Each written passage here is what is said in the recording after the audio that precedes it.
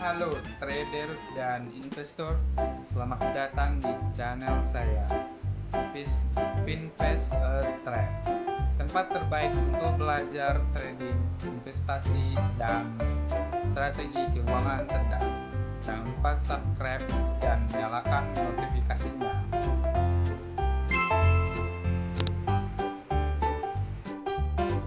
Oke, kali ini saya akan membahas tentang trading. Nah, apa itu trading?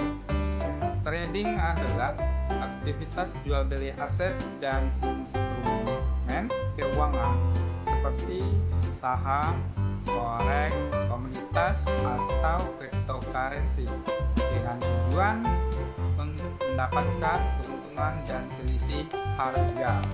Trading dilakukan di pasar keuangan dan bisa bersifat jangka pendek, trading harian, atau jangka panjang investasi. Nah, adapun jenis-jenis trading itu, yang pertama stock trading atau disebut juga dengan trading saham. Dalam trading saham ini kita melakukan jual beli saham perusahaan yang terdaftar di Bursa Efek seperti NYSE, Nasdaq, S&P, IDX, dan lain-lain. Contoh-contoh stok saham yang ada di NYSE contohnya FL, AAPL, Tesla, TSLA, dan di Indonesia Bank BRI ataupun BBCA untuk saham Bank BCA. Kemudian yang kedua itu forex trading atau disebut juga dengan foreign exchange. Nah, dalam forex trading ini kita melakukan perdagangan mata uang asing seperti euro, USD, dan nilai tukar GBP ke USD ataupun USD ke yen, CPY yen.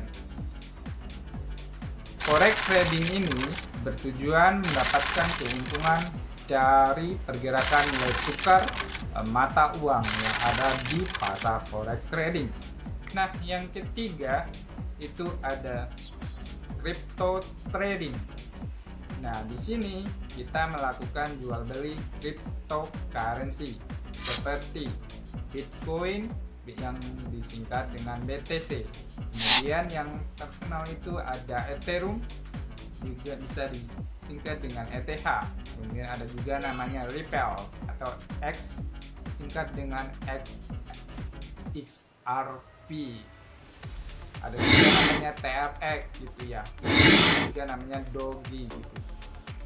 Dan selain itu masih ada banyak lagi jenis-jenis dari nama jual beli cryptocurrency yang ada di pasaran.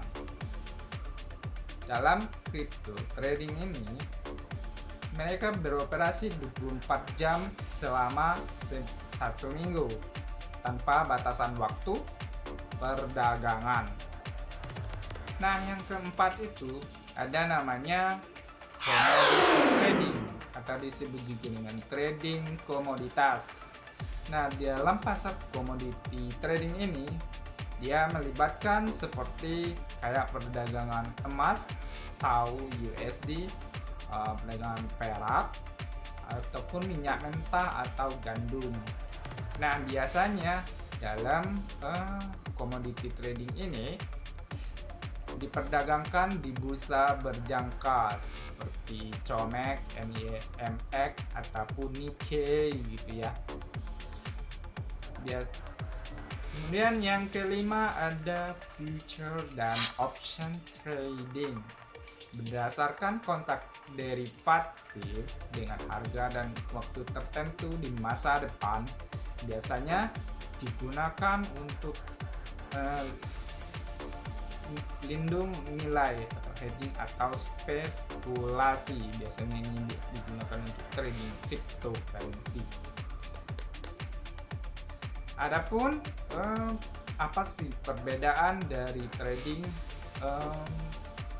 versus investasi? Nah, dilihat dari berbagai aspek, perbedaan trading dan investasi itu dari segi jangka waktu. Untuk trading itu pendek sekali ya, bisa menit, jam maupun harian. Kalau untuk investasi biasanya jangka waktu yang kita gunakan itu panjang, bisa bulanan ataupun tahunan. Kemudian kita lihat dari segi tujuan. Trading itu tujuannya biasanya memperoleh keuntungan dari fluktuasi harga. Kemudian sedangkan untuk investasi tujuannya pertumbuhan aset jangka panjang. Berikutnya dilihat dari segi risiko. Trading itu memiliki tingkat risiko yang tinggi, sedangkan investasi itu tingkat risikonya stabil ya. Kemudian dilihat dari aspek analisis. Untuk trading itu kita harus memiliki teknikal ataupun indikator dari grafik perdagangan yang kita lakukan.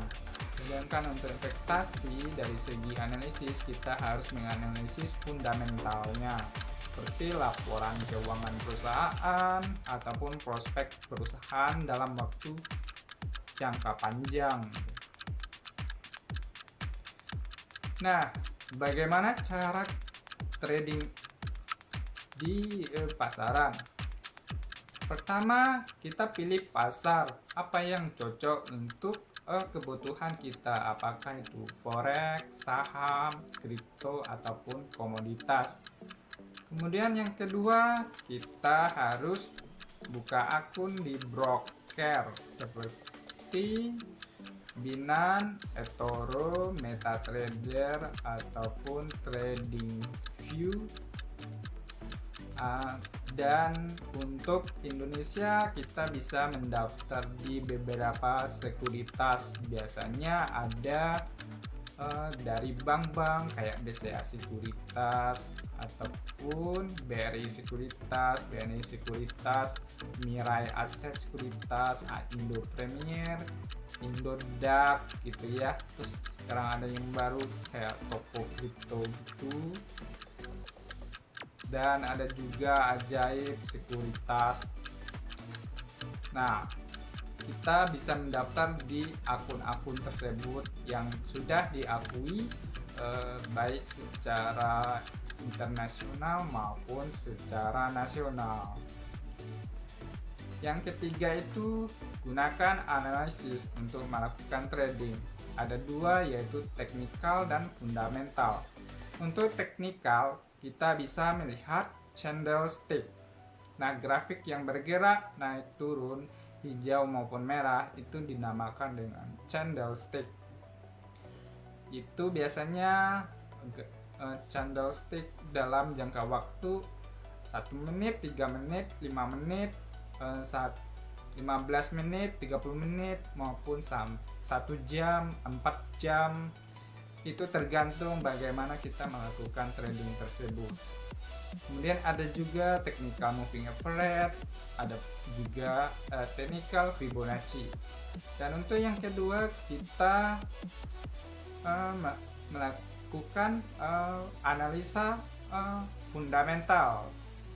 Nah, kita melihat berita-berita ekonomi yang ada di market untuk perdagangan dari yang kita pilih, apakah itu pedagang forex, saham, kripto, komoditas. Kita harus aktif untuk melihat informasi yang menyangkut dengan berita ekonomi global yang ada baik secara nasional maupun internasional. Kemudian untuk perdagangan saham kita harus melihat laporan keuangan perusahaan tersebut. Apakah perusahaan itu cocok untuk kebutuhan kita melakukan investasi jangka panjang ataupun tidaknya. Apakah perusahaan itu nanti ke depannya bisa memberikan profit untuk trading yang kita lakukan di pasar market yang kita pilih tersebut. Kemudian yang keempat, untuk melakukan trading kita harus bisa mengelola risiko. Nah, dalam pengelolaan risiko ini kita bisa menggunakan stop loss, di mana kita bisa memberikan batasan ketika saham tersebut turun, kita bisa melakukan price stop loss di aplikasi yang kita pilih tersebut. Kemudian yang ke pengelolaan berikutnya ada juga take profit. Nah, kita harus bisa melakukan setting di aplikasi kita tersebut dengan menentukan take profit harga dari harga pembukaan yang kita pilih di aplikasi broker yang kita lakukan. Kemudian yang kelima itu kita bisa melakukan memulai trading dengan melakukan buy atau sesuai strategi yang telah kita tentukan dalam trading ini. Nah, dari penjelasan di atas kita bisa menarik kesimpulan trading itu adalah aktivitas spekulasi di pasar keuangan untuk mendapatkan keuntungan dari pergerakan harga aset. Ini bisa menjadi peluang menghasilkan profit, tetapi juga memiliki risiko tinggi, sehingga membutuhkan strategi dan manajemen resiko.